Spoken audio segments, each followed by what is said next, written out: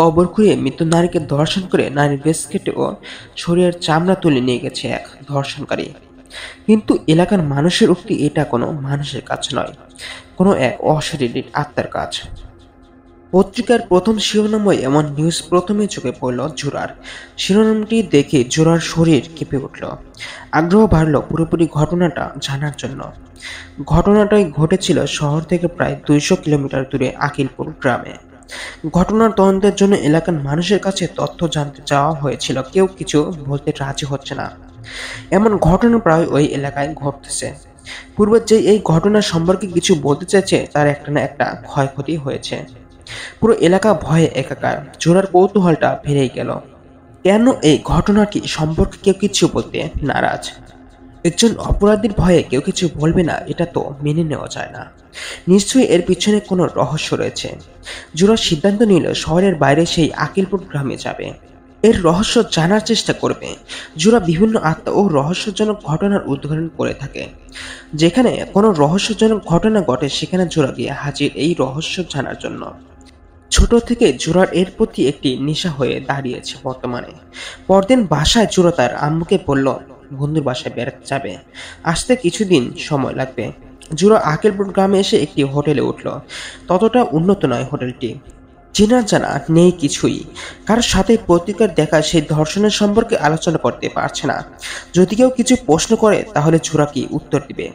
রাতে খাবার খেয়ে ঘুমিয়ে পড়ল। সকাল উঠতেই শুনতে পেল আরেকটি নতুন নারীর লাশ কবর থেকে উঠিয়ে নিয়ে গিয়েছে। অসচেতন অবস্থায় পড়ে রয়েছে মৃত মেয়েটির দেহ। মেয়েটির বাবা লাশের কাছে কান্না করতে করতে জ্ঞান হারিয়ে ফেলেছেন। আদরের মেয়েটি গতকাল হঠাৎ মারা যায়। সাজিয়ে গুছিয়ে মেয়েটিকে মাটি দিয়েছিল মেয়েটির আত্মীয় স্বজনরা। আজ মেয়েটির লাশের এই অবস্থা। মৃত্যুর শোক কাটাতে না কাটাতেই মৃত লাশের সাথে এমন জঘন্য অত্যাচার। কোন বাবাই বা ঠিক থাকার কথা। এলাকার মানুষের মনে দিন দিন আতঙ্ক বেড়ে চলেছে। জোরা ঘটনাস্থলে গিয়ে লাশটির মর্মান্তিক অবস্থা দেখে ভয় পেয়ে গেল। পুরো শরীরে অসংখ্য নখের আঁচড়, গলাতে ভয়ানকভাবে বিশাল আকৃতির কামড়ের দাগ বসানো দাগ, যা কোনো মানুষের কামড় হতে পারে না, নিশ্চয়ই কোনো জন্তুর কাজ হতে পারে। পূর্বের ন্যায় এই ঘটনাটিও পুনরায় গ্রামে হইচই শুরু হয়ে গিয়েছে। গ্রাম থেকে শুরু করে শহরের প্রতিটি অলিগলিতে ছড়িয়ে পড়েছে আকিলপুরে ঘটে যাওয়া একের পর এক ভয়াবহতা, যা এক আতঙ্কিত ঘটনা। কেউ জানে না এই কাজটি কে করে বা কারা করে, এর সাথে জড়িত কারা। কেউ জানলেও কিছু বলতে নারাজ। পুরো গ্রামে হইচই ও ভয়ে আতঙ্কিত। কখনকার পরিবারের সাথে ঘটে যায় এই ঘটনা, কেউ প্রতিবাদও করতে রাজি নয়। গ্রামের মানুষকে বলতে শোনা গিয়েছে, একবার এক পুরোহিত এই ঘটনার রহস্য উদ্ঘাটন করতে রাতে এক মৃত নারীর কবরের পাহারা দেওয়ার জন্য চেষ্টা করেছিল। সকালে তাকে আর জীবিত ফিরে পাওয়া যায়নি। পুরোহিতের লাশটি 3 টুকরোর মধ্যে 1 টুকরো কবরস্থানে পাওয়া গিয়েছিল, বাকি 2 টুকরো আজও খুঁজে পাওয়া যায়নি। সেই ভয়ে কেউ এই রহস্য উদ্ঘাটন করার জন্য পা বাড়ায়নি। ইদানিং আকিলপুর গ্রামে 200 থেকে 300 বছরের মেয়েরাই মারা যাচ্ছে বেশি। যে নারীরাই মারা যাচ্ছে তাদের মৃত লাশের সাথে এমন করা হচ্ছে। লোকজনের কাছে শোনা যাচ্ছে এই ঘটনার সাথে সাথে পুরো এলাকার সকল নারীর বর্তমানে এক অভিশাপে আগমন করেছে। সব ধ্বংস হবে, সব। 2 জন পুলিশ এসে মৃত লাঞ্ছিত মহিলার লাশটি ময়নাতদন্তের জন্য নিয়ে যাচ্ছে। যাওয়ার সময় পুলিশদের মধ্যে থেকে একজন বলতে লাগলো, একই ঘটনা আর কত দেখব। পৃথিবীতে এত নিষ্ঠুর প্রাণী রয়েছে, একজন মৃত নারীও নির্যাতন থেকে মুক্তি পাচ্ছে না। এরা কেউ এই জন্তুটার খোঁজ নিতে পারছে না। আর কত জানি এমন পরিস্থিতি দেখতে হবে আমাদের, কেই বা জানে। জোরা হোটেলে এসে ভাবতে লাগলো, এটা কোনো ধর্ষণকারীর কাজ হতে পারে না। একজন ধর্ষক যত বড়ই দর্শক হোক না কেন, কোনো মৃত ব্যক্তির প্রতি এমন কামনা কখনোই জাগবে না। কেননা তার তৃপ্তি তো জীবিতদের ওপর। কোনো নেশাখোরের পক্ষেও এটা সম্ভব নয়। সে নেশার তাড়নায় যতই মিশে থাকুক না কেন, কোনো মাঝরাতে কবর খুঁড়িয়ে কাউকে দর্শন ও অঙ্গ প্রত্যঙ্গ কেটে নিয়ে যাওয়া তার পক্ষে সম্ভব নয়। তাহলে কে হতে পারে? মৃত নিষ্পাপ নারীদেরকে দর্শনের পর শরীরের অঙ্গ প্রত্যঙ্গগুলো কেটে নিয়ে যেতে পারে। আচ্ছা, মৃত মহিলাটির শরীরে তো অসংখ্য নখের দাগ ছিল, গলায় বিশাল আকৃতির মুখের কামড়ের দাগ ছিল। যাওয়ার সময় পুলিশ বলে গেল কোনো জন্তুর কথা। তাহলে কি এই কাজটি মানুষ নয়, কোনো জন্তু বা আত্মা করেছে? কিন্তু এলাকার কেউ তো ভয় কিছু বলছে না। বললে তো কোনো না কোনো সূত্র বের করা যেত, কিন্তু পুরোহিতের মৃত্যুর ঘটনাটি বিশাল কোন রহস্যের ঘ্রাণ বোঝা যাচ্ছে। হোটেলের ম্যানেজারকে জোড়া গিয়ে জিজ্ঞেস করলো, আচ্ছা, আপনাদের এখানে যে একের পর এক মর্মান্তিক ঘটনা ঘটছে, এর সাথে কারা জড়িত রয়েছে বা কারা এসব করে, আপনি কি জানেন? ম্যানেজার কিছুই বলতে রাজি নয়। ম্যানেজার কথাটা না শোনার ভান করে বলল, স্যার, আপনি দ্বিতীয়বার এটা কারো কাছে জানার চেষ্টা করেন না। আপনার পূর্বে দুজন ছেলে এসেছিল এই রহস্য জানার জন্য। দুজনের একজন পাগল হয়ে গেছিল আর একজনকে খুঁজে পাওয়া যায়নি। দয়া করে আপনিও তাদের পথে পা বাড়াবেন না। স্যার, আমরা আমাদের হোটেল থেকে আর কোনো স্পেশাল ভাবে সেবা দিতে পারি? জোড়া ম্যানেজারের কথা শুনে আরো চিন্তিত হয়ে পড়ল। কিছু ভয় সঞ্চার হতে থাকলো। কিন্তু এত তাড়াতাড়ি ভয় পেয়ে হেরে যাওয়ার মানুষ তো জোড়া নয়। জোড়া এর রহস্য না জানা পর্যন্ত এইখান থেকে কোথাও যাবে না।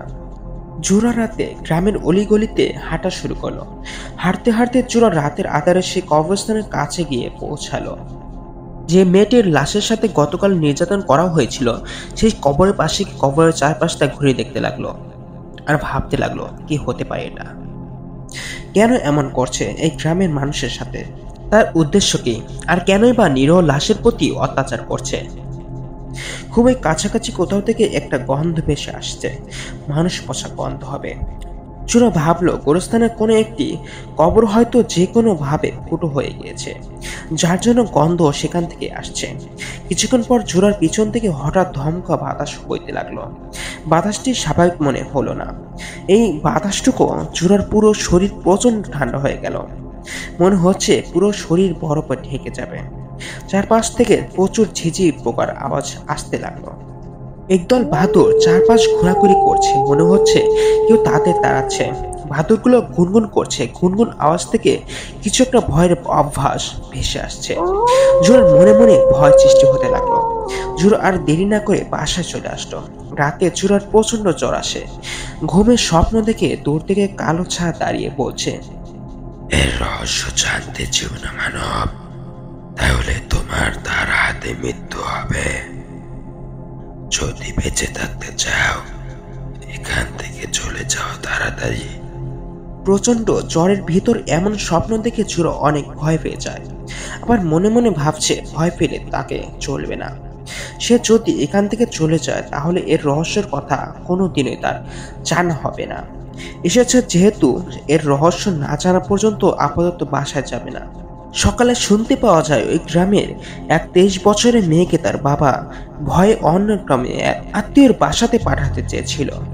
যাত্রাপথে মেয়েটি গাড়ি অ্যাক্সিডেন্টে মারা যায়। জোড়া খবরটি শুনে মনে মনে একটি কথা চিন্তা করলো এবং একটি সূত্র বের করতে পারলো। এই গ্রামে কোনো নারী অন্য গ্রামে যেতে পারবে না প্রাণের ভয়ে। যদি যাওয়ার চেষ্টা করে তাহলে তাকে কোনো না কোনো ভাবে হত্যা করবে সেই অদৃশ্য শক্তিটি। এর যেন এক অজানা অদৃশ্য মায়াজালে পুরো গ্রামবন্ধী। জুরার মনে একটি প্রশ্ন সঞ্চার হলো, আজ যে মেয়েটি মারা গেছে গাড়ির অ্যাক্সিডেন্টে, তাকে ওই অদৃশ্য শক্তিটি অত্যাচার করার কোনো সুযোগ নেই। কেননা মেয়েটি খুবই গুরুতরভাবে অ্যাক্সিডেন্ট হয়ে মারা গিয়েছে, যা কোনো দর্শক বা কোনো যন্ত্র হোক এই অবস্থায় নির্যাতন করবে না নিশ্চয়ই। জোরা মনে মনে স্থির করলো আজ রাতে মেয়েটির কবর পাহারা দিবে, যদি এই মেয়েটির সাথে পূর্বের ন্যায় কিছু করা হয় কিনা তা দেখার জন্য। জোরা তাই করল। রাত প্রায় 11টা বেজে গিয়েছে। জোরা গোরস্থানের গেট থেকে মেয়েটির কবরের দিকে তাকিয়ে রয়েছে। 12টা বাজার কিছুক্ষণ পরেই গোরস্থানের দিকে তাকাতে পারছে না জোরা। চোখে কিছুই দেখতে পাচ্ছে না কয়েক মিনিটের জন্য। হঠাৎ এক বিদ্যুৎ রোশনি আলোতে যা দেখতে পেল, এমন এক দৃশ্য দেখার জন্য জোরা কখনোই প্রস্তুত ছিল না। গোরস্থানের মধ্যে থেকে একটি চিৎকারে মেয়েটির কবরের মাটিগুলো ফাঁকা হয়ে যায়। সাদা কাপড় পরা মেয়েটির পুরো দেহ মুহূর্তের মধ্যেই উলঙ্গ হয়ে যায়। কাউকে জোর করে নির্যাতন করে যেমন তার ভঙ্গিমা লক্ষ্য করা যায়, মেয়েটির সাথে তাই করা হচ্ছে অদৃশ্যমান ভাবে। মনে হচ্ছে মেয়েটির চিৎকার পুরো গোরস্থানের মাটিগুলো ফাঁকা হয়ে যাবে, কিন্তু গোরস্থানের বাহিরের কেউ তার চিৎকার শুনছে না। কিছুক্ষণের মধ্যেই মেয়েটি নিজেই নিজের শরীরের চামড়াগুলো টেনে হিঁচড়ে আলাদা করা শুরু করলো আর চিৎকার দিচ্ছে। একদিকে ভয়, অন্যদিকে এমন দৃশ্য দেখে জোরার পুরো শরীর থরথর করে কাঁপছে। মুহূর্তের মধ্যে মেয়েটি চিৎকারে থেমে গেল। মেয়েটি অদৃশ্য হয়ে গেল। জোরা এদিক ওদিক তাকিয়ে মেয়েটিকে খুঁজে পেল না। জোরা নিজের পিছনে কিছু একটা রয়েছে অনুভব করলো। পিছন ঘুরতেই দেখে কবরস্থানে সেই মেয়েটি তার পিছনে জোরার দিকে ঘাড় তেরা করে রয়েছে এবং দু চোখ দুটো হাতে নিয়ে জোরার দিকে এগিয়ে দিচ্ছে। এমন দৃশ্য দেখে জোরা আর নিজেকে স্থির করে রাখতে পারল না। সেখানেই সে জ্ঞান হারিয়ে ফেলে। জ্ঞান ফিরে নিজেকে হাসপাতালে দেখতে পায়। সকালে কেউ একজন জোরাকে গোরস্থানের গেটের কাছে পড়ে থাকতে দেখে হাসপাতালে রেখে যায়। জ্ঞান ফিরে জোরা শুনতে পায় মেয়েটির লাশ খুঁজে পাওয়া যায়নি গোরস্থানে। পরিবার থেকে শুরু করে পুরো গ্রাম আতঙ্কিত লাশটি খুঁজে না পেয়ে। জোরা খোঁজ নিয়ে জানতে পারে পাশের গ্রামের একজন বড় পুরোহিত রয়েছে। জোরা পুরোহিতের কাছে যায়। পুরোহিতের কাছে গিয়ে আকিলাপুরের ঘটে যাওয়া সকল ঘটনা ও রাতে গোরস্থানে তার দেখা ঘটে যাওয়া ঘটনাগুলো খুলে বলল। পুরোহিত জোরার সব কথা শোনার পর বলল, তুমি আসার আগেই আমি সব কিছু জানি। কিভাবে জানেন পুরোহিত মশাই? কেউ কি এসে আপনাকে বলেছে? না, আমি নিজে থেকে জানি। জোরা কিছুটা অবাক হলো পুরোহিত মশাইয়ের কথা শুনে। কি বলছে পুরোহিত মশাই? সব কিছুই জানেন তার আসার আগে? পুরোহিত মশাই, আপনি সব কিছু জেনেও কেন কিছু করছেন না? তোমার প্রশ্নের জবাব আমি আজ দিতে পারবো না, আগামী পরশু দিব। তুমি আগামী পরশু সকালে আমার কাছে আসো। এই সময়তে রাতে ঘর থেকে বের হবে না, তাহলে মহা বিপদে পড়তে হবে। জোরা পুরোহিতের কাছ থেকে চলে আসলো। আর ভাবছে সে একজন পুরোহিত, তার কাজ তো মানুষের কল্যাণ সাধন করা, নিজের জীবনকে বাঁচিয়ে রেখে হলেও। কিন্তু সবকিছু জেনে বুঝেও সে কেন চুপ? তার সাথে কি ওই অদৃশ্য শক্তিটার কোনো সম্পর্ক রয়েছে, নাকি সে নিজে তা করাচ্ছে? এসব ভুলভাল চিন্তা মাথায় আসছে। এমন হবে না নিশ্চয়ই। সেই রাতে আরেকটি বিরল ঘটনা ঘটে জোরার সাথে। রাতে এক প্রচন্ড ঝড়ো শব্দে জোরার ঘুম ভেঙে যায়। ঘড়িতে ঠিক কয়টা বেজেছে জোরা বলতে পারছে না। ঘড়ি ঘন্টা মিনিট সেকেন্ডের সবগুলো কাটা একসাথে করছে। মনে হচ্ছে ঘড়িটা নষ্ট হয়ে গিয়েছে। কিছুক্ষণ পর জোরা লক্ষ্য করলো দরজার নিচ দিয়ে ফুটো জায়গা দিয়ে মৃত পচা মানুষের গন্ধ আসছে। আর জানালার পর্দার মধ্যে কিছু একটা ছায়া ভাসছে। কিছু গায়েবী শব্দ ভেসে আসছে। চলে যাও, চলে যাও, এর রহস্য জানার চেষ্টা করিও না, তাহলে তোমাকেও কিন্তু প্রাণ দিতে হবে। চলে যাও, চলে যাও এখান থেকে। জোরা ভয়ে একাকার, তবুও হাল ছাড়ছে না। কয়েক মিনিটের মধ্যে আওয়াজটি বন্ধ হয়ে যায়। মৃত পচা মানুষের লাশের গন্ধটি চলে যায় এবং ঘড়ির কাঁটাগুলো ঠিক হয়ে যায়। ঘড়িতে জোরা তাকিয়ে দেখে রাত 2:30 বেজেছে। পরদিন রাতেও একই শব্দ ভেসে আসছে। যাওয়ার সময় ঘড়ির কাঁটাতে আজ রাত 1:20 দেখে। সকালে জোরা পুরোহিতের 2 দিন পর দেখা করার কথা অনুযায়ী তার কাছে চলে যায়। 2 রাতে তার সাথে ঘটে যাওয়া বিষয়গুলো খুলে বলে। পুরোহিত জোরার কথা শুনে হাসছে খিলখিল করে, যা জোরার কাছে সন্দেহ প্রবণতাটা বেড়েই যাচ্ছে। পুরোহিত বলল, তোমার সাথে যা যা ঘটেছে তা আমি এখান থেকে বসে দেখেছি। আর তোমার সাথে যা যা করা হয়েছে, তোমার পূর্বের 2 জন এর রহস্য জানতে এসেছিল, তাদের সাথে ঠিক এমনটাই করা হয়েছিল। এর রহস্যের কথা পূর্বেই জানতেন আমার ওস্তাদ, বিখ্যাত রোমান ক্যাথলিক বংশের 7ম বংশধর পরমহংস পুরোহিত। সে বাধা দিতে গিয়েছিল এই অদৃশ্য জন্তুটিকে, কিন্তু কোনো এক ভুলের কারণে জন্তুটির কাছে পরমহংসকে পরাজিত হতে হয়। পরমহংসের দেহটিকে 3 টুকরো করা হয়। দেহের বুক থেকে মাথার অংশ পাওয়া গেলেও মাজা থেকে পা এবং মাথার অংশ খুঁজে পাওয়া যায় না। কেউ যদি পরমহংসের দেহের বাকি অংশ খুঁজে পায় এবং দেহের মাঝামাঝি অংশ সেখানে সমাধিত করা হয়েছে, সেখানে পুনঃসমাধিত করতে পারে, তাহলে হয়তো রোমান ক্যাথলিক বংশের অষ্টপুরোহিত রাসমণি সে শক্তি ফিরে পাবে এবং সেই জন্তুটির সাথে লড়াই করার পথ দেখাতে পারবে। রাসমণি পুরোহিত আমার ওস্তাদ ছিলেন। পুরোহিত জোরার উদ্দেশ্য করে আরেকটি কথা বলল, তোমাকে একটি গগনচারী দেই, যা এর পূর্বে যারা এসেছিল তাদেরকেও দিয়েছিলাম। তুমি এই গগনচারীর আসল রহস্য খুঁজে বের করতে পারলে রোমান ক্যাথলিক বংশের 7ম পুরোহিত পরমহংসের দেহের বাকি 2 অংশে খুঁজে না পাওয়া পর্যন্ত কিছুটা হলেও এর রহস্য সমাধানের অংশ খুঁজে পাবে। তবে মনে রাখবে, মৃত্যু তোমার পিছু পিছু। আমাকে কি শুধু বলবেন এটা কি এমন অদৃশ্য শক্তি, আর কেনই বা এমন করছে, সে কি চায়?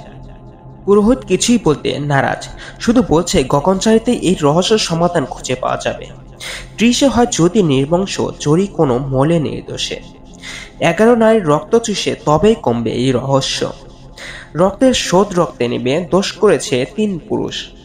20 রেখে শিশু ধরে তবেই হবে গ্রাম শূন্য। যে খুঁজবে আসল রহস্য তার মৃত্যু অনিবার্য। জুরো পুরোহিতের কাছ থেকে চলে আসলো। পুরোহিতের দেওয়া গগনচারী উত্তর খুঁজছে, কোথাও কোনো সূত্র খুঁজে পাচ্ছে কিনা। জুরা এর রহস্য খোঁজার জন্য পুরোহিতের গগনচারীর কথাগুলো বারবার ভাবছে, কোনো উত্তরে খুঁজে পাচ্ছে না। ভাবছে পরমাংশের দেহের বাকি 2 অংশ যদি খুঁজে পাওয়া যেত তাহলে হয়তো এত কষ্ট হতো না। কিন্তু কোথাও তো আর কোনো সূত্র পাওয়া যায়নি। পরের দিন শুনতে পাওয়া যায় অ্যাক্সিডেন্ট করে মারা যাওয়া মেয়েটি বাবা সিদ্দিক সাহেব রাতে গলায় ফাঁসি দিয়ে আত্মহত্যা করে। শরীরের চামড়া নেই, জীবিত থাকা অবস্থায় সম্ভবত সিদ্দিক সাহেবের শরীর থেকে চামড়া তুলে নেওয়া হয়েছিল। সিদ্দিক সাহেবের পুরো শরীরের বিভিন্ন জায়গায় রক্ত জমাট বেঁধে আছে। ফাঁসি দেওয়া পাখার সাথে যেখানে দেহটি ঝুলে রয়েছিল, নিচে রক্তে পুড়ে ফ্লোর ভেসে গিয়েছিল। তবে সবচেয়ে অদ্ভুত বিষয় হলো রক্তগুলো ফ্লোরে এমনভাবে ভেসেছিল, রক্তের মাঝে 30 সংখ্যাটি ভেসে উঠেছে। পুলিশ এসে সিদ্দিক সাহেবের লাশটি ময়নাতদন্তের জন্য নিয়ে যায়। পুলিশের ধারণা ছিল সিদ্দিক সাহেবের পুরনো কোনো দাগী শত্রুর কাজ হবে হয়তো এসব। হত্যা করে সিদ্দিক সাহেবকে ফাঁসির রশিতে ঝুলে রেখেছে। 2 দিন পর ওই আকিলপুরে 55 বছরের আরিফ সাহেব নামের একজনকে ধর্ষণের মামলায় জেলে নিয়ে দিয়েছে পুলিশ। মামলাটি 30 বছরের পুরনো। মামলার বাদী পক্ষের ওই আত্মীয় 3 মাস মামলাটি চালানোর পর আর কোনো খোঁজ পাওয়া যায়নি। দীর্ঘ 30টি বছর পর মামলার বাদী পক্ষের কেউ একজন এসে আবার মামলাটি পুনরায় জীবিত করেছেন, যে কারণে আরিফ সাহেবকে পুলিশ ধরে নিয়ে গিয়েছে। সেই মামলার আসামি 3 জনকে দেওয়া হয়েছিল। প্রথম আসামি আরিফ সাহেব ছিলেন, দ্বিতীয় আসামি গলায় ফাঁসি দিয়ে অবস্থায় যার চামড়া তুলে নেওয়া হয় সেই সিদ্দিক সাহেব। 3 নম্বর আসামির নাম অজ্ঞাতনামা ছিল। একের পর এক হত্যা, কিন্তু কোনো সূত্র পাওয়া যাচ্ছে না। পুরোহিত সম্ভবত সত্যিটা প্রাণের ভয়ে গোপন রাখছে। কোনো কুল না পেয়ে জুরাস ভাবলো এই রহস্য বের করতে হলে ব্যতিক্রম ভাবে চেষ্টা করতে হবে। জোরা সিদ্ধান্ত নিল আকিলপুরের এই পর্যন্ত যতগুলো মেয়ে অকালে মারা যাওয়ার পর তাদের মৃত শরীর থেকে চামড়া তুলে নেওয়া হয়েছিল সবার পরিবারের সাথে কথা বলে তাদের মৃত্যু সম্পর্কে জানার জন্য, মৃত্যুর পূর্ব সময়গুলোতে তাদের অবস্থান কেমন ছিল।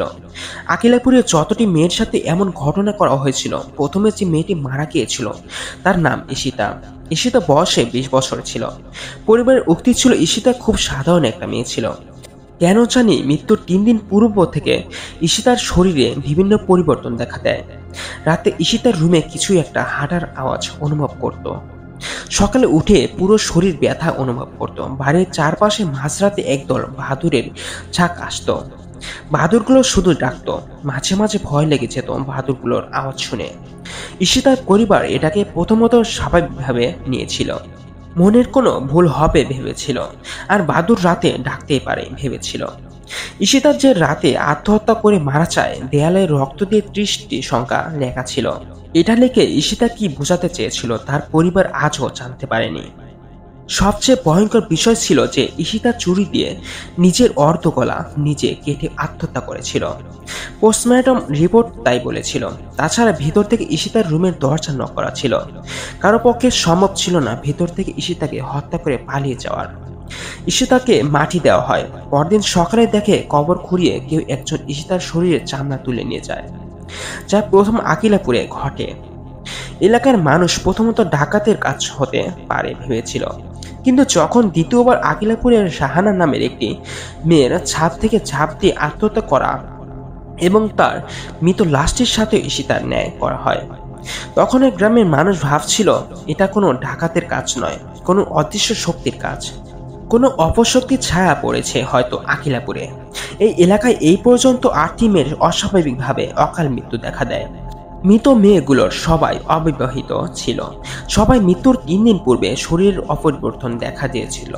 মৃত্যুর পূর্বে 3 দিন রাতে তাদের রুমে কিছু একটা হাঁটতে লক্ষ্য করত। মৃত মেয়েগুলোর সবারই 20 থেকে 30 বছরের মধ্যে ছিল। প্রত্যেকের বয়স যেন সিরিয়াল অনুযায়ী সাজানো, শুধুমাত্র 21, 23 ও 29 বছরগুলো ছাড়া। পঞ্চম যে মেয়েটি আত্মহত্যা করে ফাঁসি দিয়ে তার রুমে রক্ত দিয়ে দেয়ালে বড় করে লেখা ছিল 3টি সংখ্যা। মেয়েটির পরিবার ও এলাকাবাসী এই ঘটনার পূর্বে চেয়ে একটু বেশি আতঙ্কিত হয়েছিল, কেননা মেয়েটির শরীরে মৃত্যুকালে কোনো কাটার আঘাত খুঁজে পাওয়া যায়নি। মেয়েটি তো ফাঁসি দিয়ে মারা গিয়েছিল। জুরা প্রতিটি মেয়ের পরিবারের সাথে কথা বলার পর পুরোহিতের গগনচারী একটি লাইনের কথার মিল খুঁজে পেল। গগনচারীতে বলা হয়েছিল 11 জন নারীর রক্ত চুষে খাওয়ার কথা। 8 জন নারী যদি মারা গিয়ে থাকে তাহলে 3 জন বাকি থাকে। 20 বছর থেকে 30 বছরের করো হিসেবে 21, 23 ও 29 বছরগুলো বাকি থাকে। এখানে 20 থেকে 30 গড় বছরে 3টি সংখ্যা বাকি। ওই ঘানে পুরোহিতের গগনচারী অনুযায়ী 11 জন হতে 3 জন বাকি। যদি পুরোহিতের কথা সত্যি হয় তাহলে কি বাকি 3 জন 21, 23 ও 29 বছরের মেয়ে মারা যাবে? জুরার মাথা চিন্তায় ঘুরপাক খাচ্ছে। আচ্ছা, এটাই যদি সত্যি হয় তাহলে বাকি 3 জন কারা? তাদের খুঁজে বের করতেই হবে। জুরা গোপনে গোপনে গ্রামের সবার বাড়িতে খোঁজ নিতে লাগলো। পুরো গ্রামে 21, 23 ও 19 বছরের মেয়ে কারা কারা রয়েছে। পুরো গ্রামে জুড়ে মোট 7টি মেয়ে খুঁজে পেল, 21, 23 ও 19 বছরের। জুরা সবাইকে সতর্ক করলো, কারোর সাথে অদৃশ্য কিছু হওয়ার সাথে সাথে যেন জুরাকে জানানো হয়। প্রায় 2 দিন চলে গেল, মেয়েগুলোর সাথে তেমন কিছুই হলো না।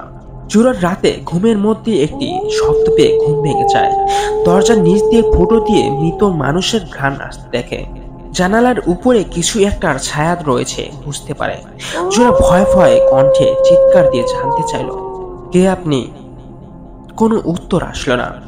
দেখুন, আমি আপনার সম্পর্কে জানতে চাই, আপনি কে? দয়া করে বলুন। তাও কোনো আওয়াজ নেই। একটি হাসির আওয়াজ একবার এসে বন্ধ হয়ে গেল। ছায়াটি চলে গেল, মৃত মানুষের ঘ্রাণটিও চলে গেল। পরদিন রাতে 23, 19, 30 বছরের 2 জন মেয়ে মারা যায় গলায় ফাঁসি দিয়ে। এই ঘটনা শোনার জন্য জুরা কখনোই প্রস্তুত ছিল না, এমনকি হওয়ার কথাও ছিল না। কেন যেন মনে হলো পুরোহিতের কথা। তাহলে কি পুরোহিতের কথায় সত্যি হতে চলেছে? মেয়েগুলোকে পোস্টমর্টম করে মাটি দেওয়া হলো। জুরা পূর্বের ন্যায় গোরস্থানের কাছে গেল। পূর্ণিমার আলোতে ঝলঝল করছে পুরো গোরস্থান। রাত 2:30 বেজে সেই অদৃশ্য শক্তিটির আগমনের কোনো চিহ্ন আজ খুঁজে পাওয়া যাচ্ছে না। মনে হচ্ছে না আসবে। জুরা চলে আসবে বলে সেই পিছনে ঘুরল। ঘোরার সাথে সাথে হঠাৎ প্রচন্ড ঝড় বাতাস আসতে লাগলো। মুহূর্তের মধ্যে আসমান অন্ধকার হয়ে গেল। মনে হচ্ছে চাঁদ হঠাৎ রাগ করছে জোরার সাথে। জোরা নিজের শরীরে ঠান্ডা একটি হাতের আভাস লক্ষ্য করল। মুহূর্তের মধ্যেই জোরাকে উপরে তুলে মাটিতে ছুঁড়ে দিল। জোরা মাটিতে পড়ে হামা করতে লাগলো। মুখ থেকে কোনো শব্দ বের হচ্ছে না, কষ্টে দাঁড়ানোর কোনো শক্তি পাচ্ছে না। অদৃশ্য কে বলছে, মৃত্যু পথে হাঁটতে বারণ করা হয়েছিল। নিজের মৃত্যু তুই নিজেই ডেকে এনেছ।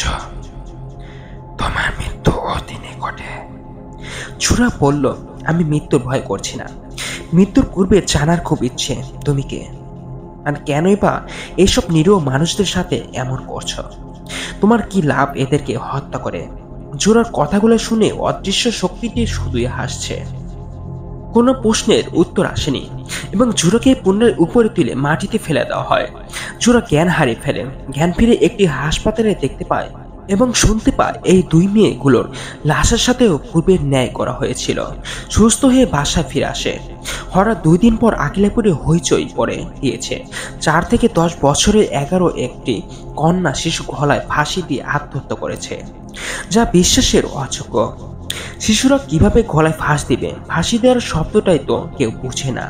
আর শিশুগুলো বাবা মা মেরে রশিতে ঝুলে রাখবে, তাও তো বিশ্বাস করা ঠিক নয়। একটি বা 2টি হলো ভাবাচ্ছেদ, কিন্তু 11টি শিশু হত্যা। শিশুগুলো লাস্ট পোস্টমর্টমের জন্য নিয়ে যায় পুলিশ। পোস্টমর্টম রিপোর্ট কারো কোনো স্পর্শ বা আঘাতের চিহ্ন খুঁজে পাওয়া যায়নি। জোরা পুরোহিতের গগনচারী শিশু হত্যার ইঙ্গিতটি বুঝতে পারছে এখন। এই কাজ অদৃশ্য শক্তিরই হবে। পুরো গ্রাম শূন্য হবে। তাহলে কি আর অদৃশ্য শক্তিটিকে থামানো যাবে না? সে এই গ্রামকে শূন্য করে ছাড়বে। জোরা পুরোহিতের গগনচারী শিশু হত্যার ইঙ্গিতটি বুঝতে পারছে এখন। এই কাজ সে অদৃশ্য শক্তিরই হবে। পুরোহিত বলেছিল শিশু হত্যা যখন শুরু হবে পুরো গ্রাম শূন্য হবে। তাহলে কি আর অদৃশ্য শক্তিকে আটকানো যাবে না? সে এই গ্রামকে শূন্য করে ছাড়বে। জোরা পূর্বের ন্যায় মেয়েগুলোর মৃত লাশের সাথে যা যা করা হয়েছিল এই শিশুগুলোর সাথেও কি তা করা হবে? বিষয়টি জানার জন্য জোরার মনে প্রশ্ন সৃষ্টি করেছে। গ্রামের মানুষগুলোর সাথে আলোচনা করলো জোরা আজ পুরোপুরি আগ্রহ নিয়ে রাতে গোরস্থানের কাছে গিয়ে শিশুগুলোর কবরগুলোতে পাহারা দেওয়ার জন্য সিদ্ধান্ত নিয়েছে। প্রতিটি শিশুকে যেহেতু সবার নিজ নিজ গোরস্থানে কবর দেওয়া হয়েছে, তাই আলাদা আলাদা করে প্রতিটি শিশুর কবর পাহারা দেওয়ার ব্যবস্থা করা হয়। প্রত্যেকটি কবরের জন্য 2 জন করে পাহারাদার রাখা হয়। জোরা যে কবরটি পাহারা দিয়েছিল, রাতে সেই গোরস্থানের কাছে পূর্বের ন্যায় সেই ঝিঝি পোকারা ডাকতেছিল। এক ঝাঁক বাহাদুর এসে চারপাশ ঘুরতে থাকলো। বাহাদুরগুলোর থেকে ভয়ের আওয়াজ ভেসে আসছে, ভিন্ন আওয়াজ ভেসে আসছে বাহাদুরগুলোর ডাক থেকে। জোরা প্রথম ভয়ে চমকে ওঠে। ভয় পেলেও এর রহস্য খোঁজার জন্য আজ কোনোভাবেই পালিয়ে যেতে নারাজ। হঠাৎ দূরে এক ছায়ার আওয়াজ ভেসে উঠল। ছায়া থেকে হাসির শব্দ ভেসে আসতে লাগলো। হঠাৎ হাসির আওয়াজটি বন্ধ হয়ে গেল। কিন্তু সারা রাত অতিক্রম হতে চলল, শিশুটির লাশের সাথে কিছুই করা হলো না। জোরা বাসায় চলে আসলো। সকালে জানতে পারে বাকি 10টি শিশুর কবর পাহারা দেওয়া 20 জনের সবাই বোবা হয়ে যায়। কেউ কোনো কথা বলতে পারছে না। রাতে কি হয়েছে তাদের সাথে জানতে চাইলে কোনো উত্তর আসেনি। সবার চোখ বেয়ে বেয়ে শুধু পানি পড়ছে। মনে হয় রাতে এদের সাথে নির্মম কিছু পড়ছে অদৃশ্য শক্তিটি। গ্রামের মানুষ এখন অতিষ্ঠ হয়ে পড়েছে অদৃশ্য শক্তিটির একের পর এক নির্মম অত্যাচার দেখতে দেখতে। সবার মনে শুধু একটি প্রশ্ন, কে এই অদৃশ্য শক্তিটি? কি তার উদ্দেশ্য? সে কেন এমন করছে নিরীহ মানুষগুলোর সাথে? তার কি পূর্বের কোনো শত্রুতা রয়েছে যা গ্রামের প্রতিটি মানুষের মুখে মুখে রয়েছে? ভয়ে কেউ গ্রাম থেকে পালিয়ে কোথাও যেতেও পারছে না। যদি যাওয়ার পথে দুর্ঘটনা মৃত্যুবরণ করে। পরদিন সকালে জোরার কাছে একটি অচেনা ব্যক্তির চিঠি এসেছে। চিঠিতে নাম ঠিকানা কিছু লেখা নেই, শুধু লেখা আছে যে লোকটি মারা যাবে, তার সম্পর্কে তথ্যগুলোর তোমার পরবর্তী রহস্য উদ্ঘাটনের জন্য প্রয়োজন হতে পারে। জোরা সকালে শুনে ওই গ্রামের আব্দুল মজিদ নামের একজন লোক মারা যায় গলায় ফাঁসি দিয়ে। জোরা আরো আশ্চর্য হয়ে পড়ে। অচেনা সেই চিঠি দেওয়া মানুষটির কথা সত্যি হলো কি করে? কেউ মারা যাওয়ার পূর্বে সে কি করে জানে? সেই কি তাহলে অদৃশ্য শক্তিটি, নাকি তার সাথে অদৃশ্য শক্তিটির কোনো সম্পর্ক রয়েছে? মরার পূর্বে সতর্ক করা, নাকি অন্য কেউ? জোরার মনে প্রশ্নগুলো ঘুরপাক খাচ্ছে বারবার। আব্দুল মজিদের বাড়িতে পুলিশ এসে তদন্ত করে। আব্দুল মজিদের মৃত্যুর রহস্যের কোনো সূত্রই পাওয়া যাচ্ছে না। জোরা ভাবল, অচেনা ব্যক্তির চিঠির কথা অনুযায়ী যদি মৃত্যু সত্যি সত্যি হয়ে থাকে, তাহলে নিশ্চয় চিঠির কথা অনুযায়ী এর রহস্য কোনো না কোনো ভাবে খুঁজে পাওয়া যাবে। পুলিশ চলে যাওয়ার পর জোরা আব্দুল মজিদের পরিবারের সদস্যদের অনুমতির সাপেক্ষে আব্দুল মজিদের রুমে প্রতিটি স্থান খুঁজে দেখতে লাগলো। জোরা আব্দুল মজিদের ঘরের টেবিলের উপর একটি ডায়েরি ছাড়া পুরো ঘরে আর কিছু খুঁজে পেল না। ডায়েরিটি ধরে খুলতে চাপে পাশ থেকে আব্দুল মজিদের স্ত্রী বলল, দয়া করে ডায়েরিটি ধরবেন না। আমার স্বামী 30 বছর পূর্বে যখন বিয়ে করে, প্রথম রাতেই বলে দিয়েছে আমাকে ওনার এই ডায়েরিটি যাতে কেউ না ধরে।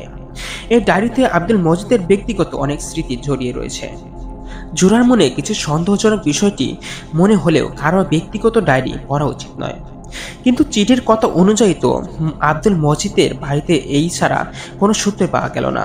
চিঠির সংবাদ অনুযায়ী যদি মৃত্যু হতেই পারে, নিশ্চয়ই কোনো সূত্র পাওয়া যাবে, সেটা আজ হোক বা কাল।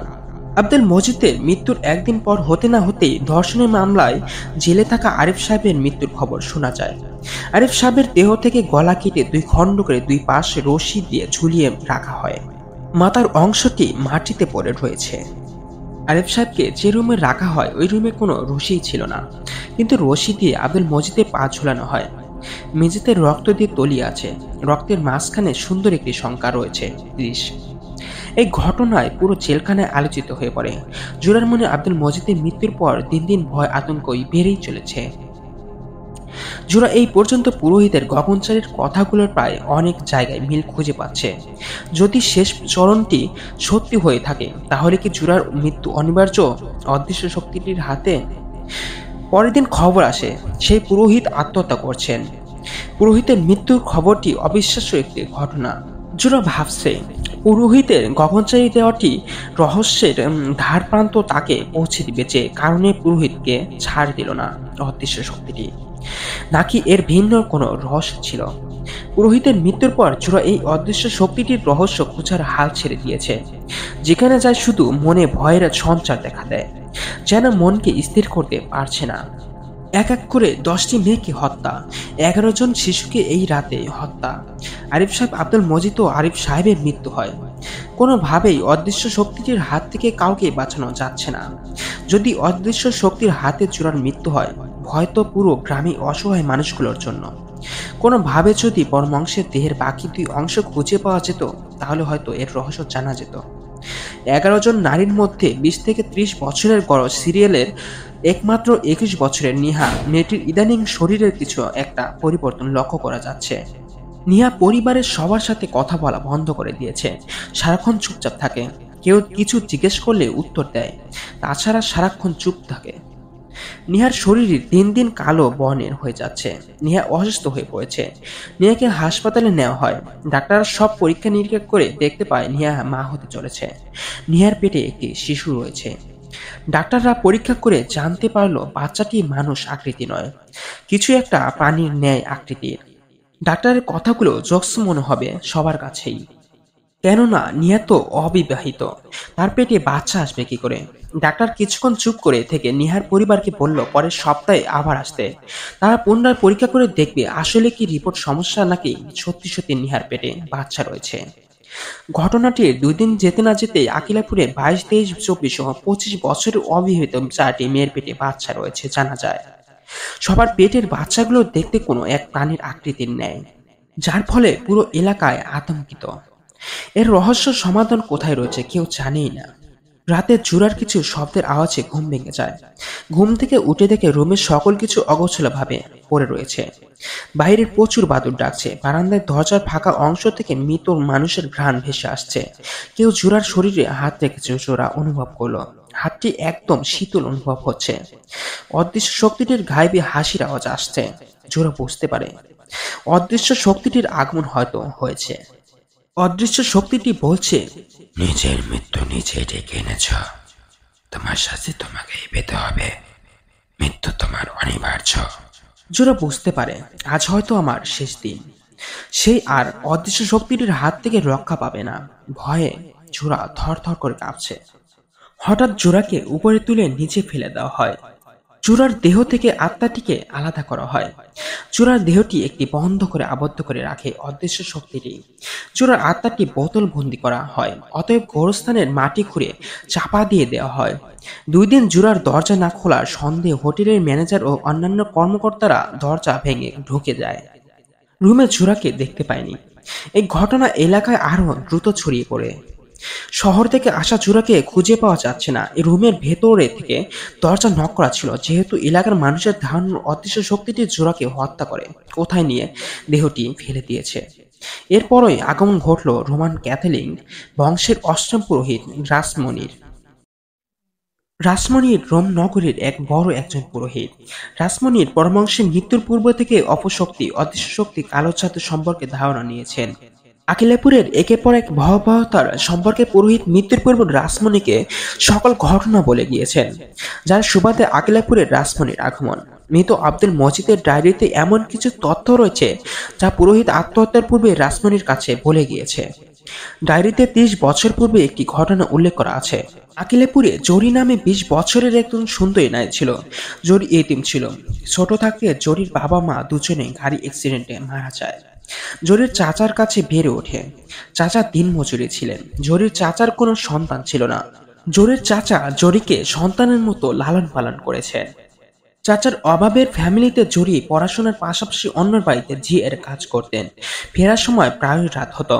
তেমনি এক রাতে জরিকে আব্দুল মজিদ ও তার 2 বন্ধু আরিফ সাহেব এবং সিদ্দিক সাহেব জোর করে নিয়ে যায় এক বাড়িতে। 3 রাত জরিকে গৃহবন্দী করে আব্দুল মজিদ, সিদ্দিক সাহেব, আরিফ সাহেব সহ শারীরিক নির্যাতন করে। নির্যাতনের প্রথম ধাপ শুরু হয় রাত 1টা 20 মিনিটের সময়। তৃতীয়তম রাত 2টা 23 মিনিটের সময় শেষ হয়। জরি দীর্ঘদিন ধরে অসুস্থ ছিল। সুস্থ হওয়ার পর জরিকে ছেড়ে দেওয়া হয়। জরির বৃদ্ধ চাচা ও জরি এলাকার সবার কাছে নির্মম নির্যাতনের কথা খুলে বলেন।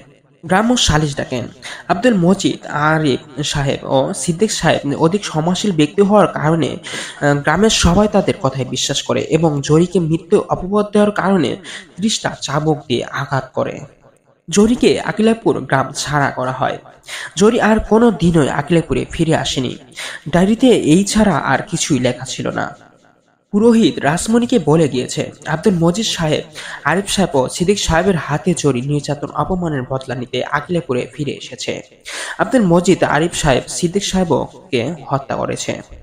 কিন্তু গ্রামের নিরীহ মেয়ে ও শিশুগুলোকে কেন হত্যা করেছে তারা ব্যাখ্যা পুরোহিত নিজে জানে না। যার কারণে উস্তাদ রোমান ক্যাথলিক বংশের অষ্টম পুরোহিত রাসমণিকে আকিলাপুরে আসতে অনুরোধ করা হয়েছে।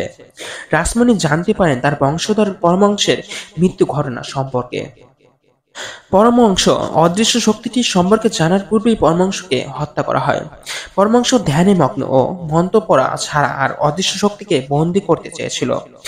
পরমাংশ মৃত্যু মন্ত্র প্রয়োগ করেনি, কেননা একজন পুরোহিত তার ধ্যান ছাড়া, মন্ত্র ছাড়া কোনো অপশক্তিকে ভয়কট করতে পারে না। অদৃশ্য শক্তিটি এত শক্তি ছিল যে পরমাংশকে তার অদৃশ্য শক্তি দিয়ে বন্দী করে।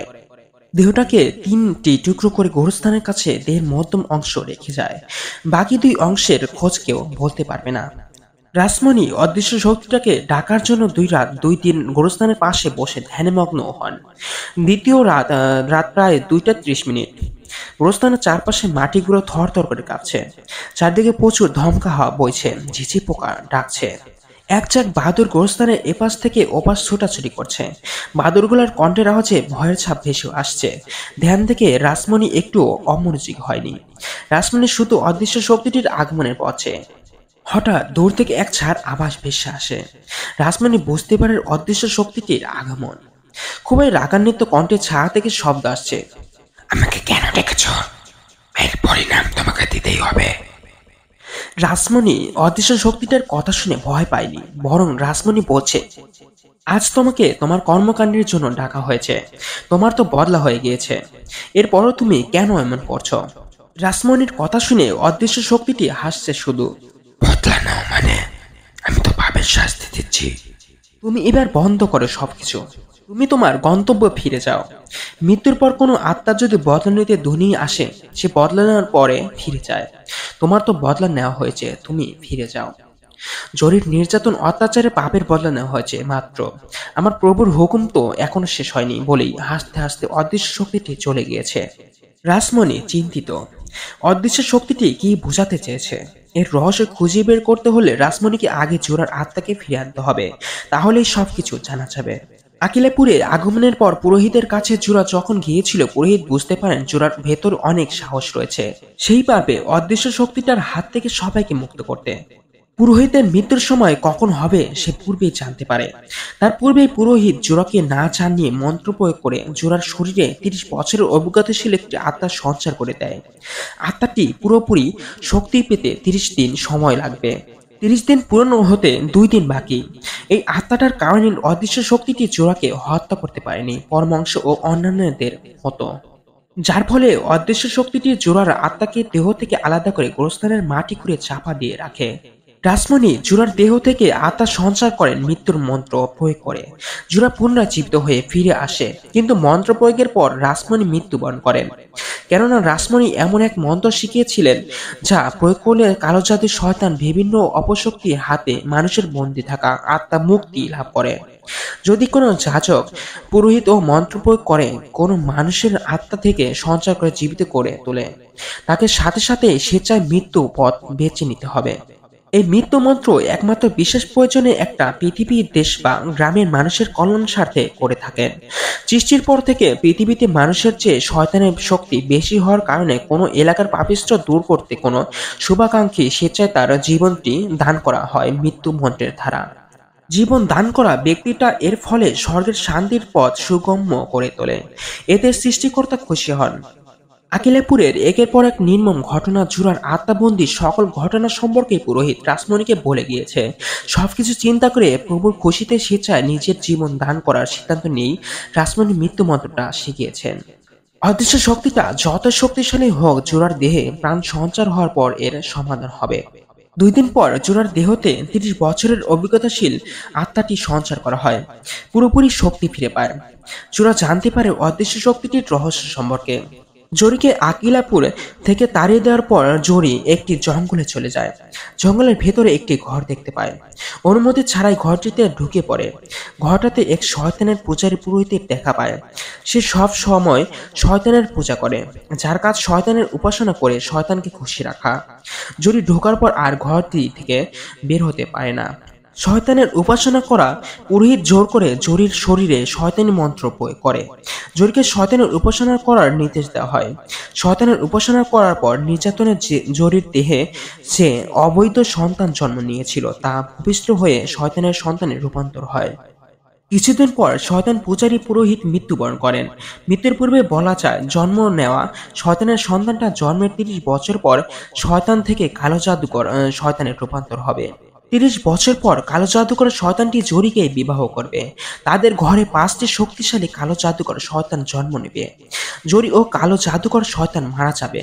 জরি ও জাদুকর শয়তানের মৃত্যুর পরপরই জন্ম নেওয়া ৫টি শিশু ৩ গুণ শক্তিশালী জাদুকর শয়তানে রূপান্তরিত হবে। এই ৩০ বছর জরিকেই জঙ্গলেই থাকতে হবে, না হয় মৃত্যু অনিবার্য। ৩০ বছর পূর্ণ হওয়ার একদিন আগে জরি আত্মহত্যা করে মারা যায়। জরির মনে যে প্রতিশোধের আগুন জ্বলেছিল তা দূর হয়। জরির মন স্থির হয়। সে বুঝতে পারে জাদুকর শক্তির পৃথিবীতে আগমন ঘটলে খুবই ভয়াবহ সৃষ্টি হবে, যা জরি কখনোই মৃত্যুর পর মেনে নিতে পারবে না। যার কারণে জরি আত্মহত্যা করে। কালো জাদুকর শয়তানটা তার জাদুকর শয়তানি ধারা জরিকে পুনরুজ্জীবিত করতে চায়। কুমারী 11 নারীর শরীরের চামড়া 50 বছরের জরির শরীরে প্রয়োগ করে জাদুর মাধ্যমে জীবিত করে কুমারী নারীতে পরিণত করতে চেয়েছিল। এই কারণে কুমারী নারীগুলোকে জাদু দিয়ে হত্যা করে এবং পরবর্তীতে কবর করে দেহ থেকে চামড়া তোলে। এর রহস্য পুরোহিত চিনে যায়। পুরোহিত সে কারণে আত্মহত্যা করে মারা যায়। পুরোহিত চায়নি শয়তানের হাতে তার মৃত্যু হোক। 10 জন নারীকে মেরে শরীরের চামড়া তুলে মৃত জরি দেহতে প্রয়োগ করার পর শয়তানটি জানতে পারে জোড়ার শরীরের শক্তিশালী এক আত্মা সঞ্চার করেন পুরোহিত, যা জরির জীবিত হওয়া জাদুকর সন্তানটির বংশ বিস্তারে 21 বছরের নিয়ার হত্যার পথে জোড়ার আত্মা বাধা হয়ে দাঁড়াবে, যে কারণে আগে জোড়ার আত্মাটাকে দেহ থেকে আলাদা করে বন্দী করে। জাদুকর শয়তানটা অদৃশ্যভাবে নিহা সহ বাকি 4 জনের পেটে বাচ্চা জন্ম দেন। নিহা সহ বাকি 4 জনের পেটের বাচ্চাগুলো পৃথিবীতে ভূপিষ্ঠ হওয়ার কয়েক সেকেন্ডের মধ্যেই মারা যাবে। বাচ্চাগুলোর আত্মা অদৃশ্য শক্তিটির কাছে চলে যাবে। আত্মাগুলো ভূপিষ্ঠ হওয়ার সাথে সাথেই অদৃশ্য শক্তিটি মারা যাবে। পৃথিবীতে ভূপিষ্ঠ হওয়ার পর আত্মাগুলো অদৃশ্য শক্তিটার থেকে 3 গুণ বেশি শক্তিতে রূপান্তরিত হবে, যারা পরবর্তীতে পৃথিবীর একের পর এক মানুষ হত্যা করবে, এই পৃথিবী রাজত্ব করবে।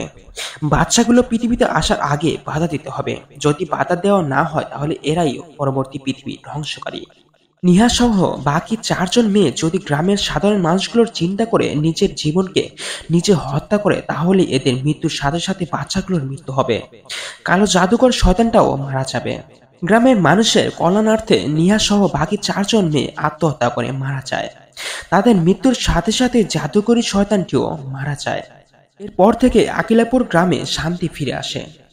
বন্ধুরা, আমার এই ঘটনাটা কেমন লেগেছে তা অবশ্যই আমার কমেন্ট বক্সে জানাবেন, কারণ আপনার প্রতিটি কমেন্ট আমাকে নতুন ভয়ঙ্কর ঘটনা বলতে উৎসাহিত করবে।